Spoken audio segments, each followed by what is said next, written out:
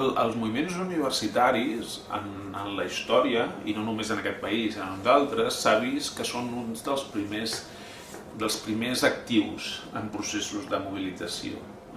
Els motius poden ser diversos. Evidentment, la universitat és un espai de generació de coneixement, és un espai amb persones que tenen disponibilitat per la mobilització. En el cas català-espanyol això va ser molt clar. Per exemple, a mitjans dels anys 60, ells el que es plantegen és quin model d'universitat i quin model de societat.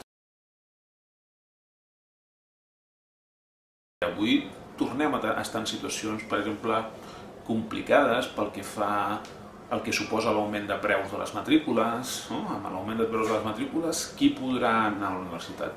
Què passarà amb el finançament de la universitat? Quina recerca es podrà fer? Com funcionarà el govern de les universitats?